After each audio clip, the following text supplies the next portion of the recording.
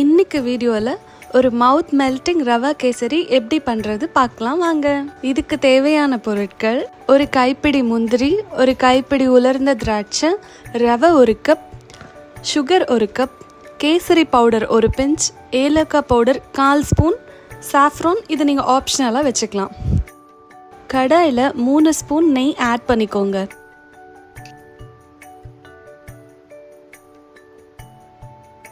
நெய் நல்லா சூடானதும் முந்திரி திராட்சை சேர்த்து வறுக்கணும்.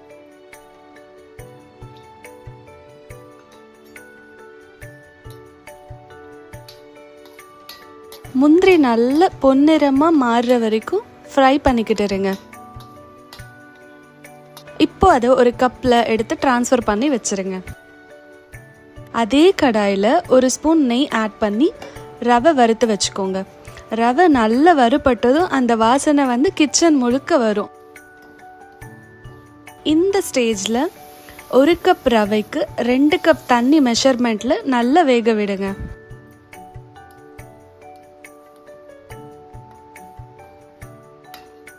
ரவை இந்த மாதிரி கன்சிஸ்டன்சியில் வந்ததும் 1 கப் சர்க்கரை ஆட் பண்ணி கிளறுங்க.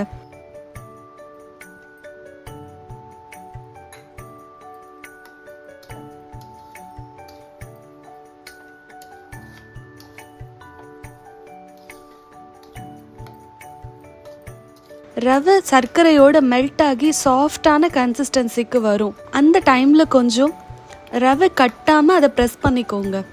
நல்ல கன்சிஸ்டன்சிக்கு வந்ததும் கேசரி பவுடரை தண்ணியில் கலந்து ஆட் பண்ணிக்கோங்க.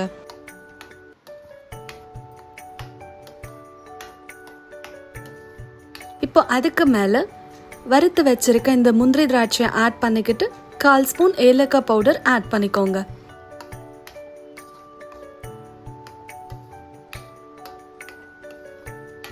ஒரு பிஞ்ச் சாஃப்ரான் ஆட் பண்ணிக்கோங்க.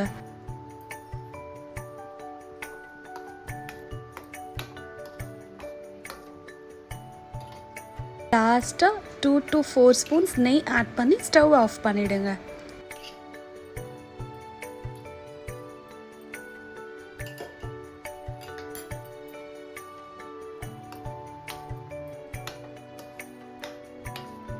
அவ்வளோதாங்க, ஒரு மவுத் மெல்டிங் ரவை கேசரி இஸ் நவ் ரெடி.